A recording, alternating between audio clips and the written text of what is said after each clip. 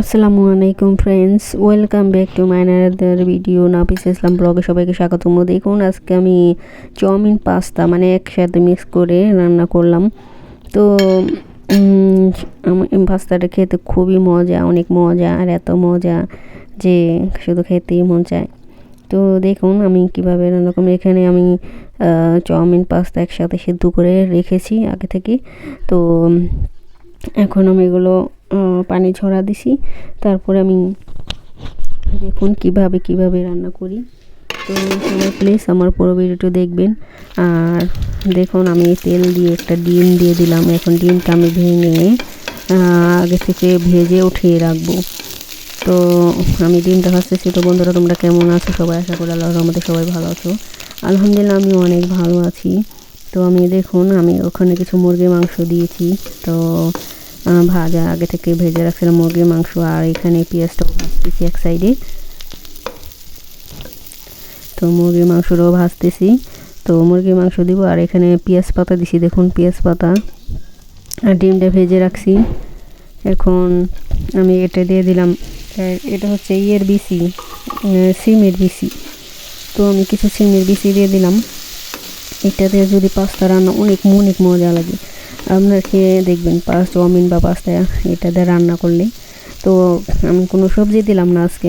তো ডিম, মুরগির মাংস আর সিমের বিচি দিয়ে। তো আমি এখন দেখুন এখানে মশলা দিয়ে দিছি, নুডলসের মশলা দিছি। তো যারা নুডলস খান, নুডলসের মশলাও তো এক্সট্রা থাকে আলাদা, ঠিক না? ম্যাগি মশলা দিছি। আর এখানে আমি এখন পেঁয়াজ পাতা, ডিম সব একসাথে দিয়ে দিলাম। পাস্তা, চাউমিন সব দিয়ে দিলাম একসাথে। তো এখন আমি একটা ভালো করে মশলার সাথে মিক্স করব। তো এইটা খেতে খুবই মজা। একসাথে আপনারা খেয়ে দেখবেন। শুধু পাস্তা খেতে অতটা ভালো লাগে না আমার। তো আমি একসাথে নুডলস, চাউমিন সব একসাথে দিয়ে তারপরে আমি এটা এইভাবে বানিয়ে খাই। তো আমার এইভাবে অনেক ভালো লাগে খেতে।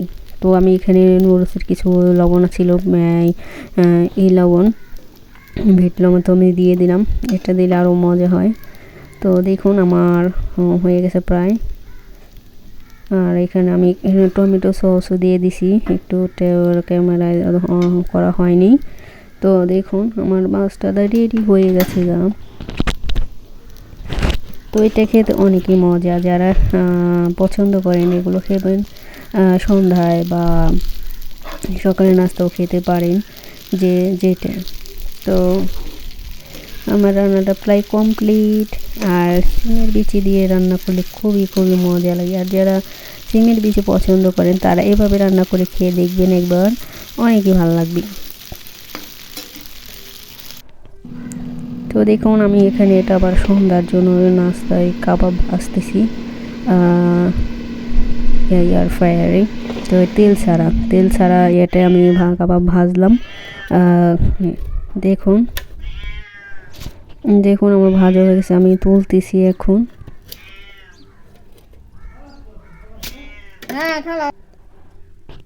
তো সবাই দেখতে থাকুন। এটা রুটি খেতে খুবই মজা। আমরা এইভাবে রুটি মানে স্যান্ডউইচ বানিয়ে খাই। আর এই আলু দিই, ভিতরে আলু দিই। তারপরে ফুলকপি ভাজা, ওটা তো দেখাইলাম না, ওটা আগে ভেজে রাখছি। ফুলকপি মানে কাবাব, ফুলকপি গেলে রুটির ভিতরে পেঁচিয়ে তারপর আমরা সন্ধ্যায় নাস্তা খাই। তো দেখুন আমার আলুটাও ভাজা হয়ে গেছে প্রায়। আজকে এয়ার ফ্রায়ারে দেইনি আলু, তেল দিয়ে ভাজলাম।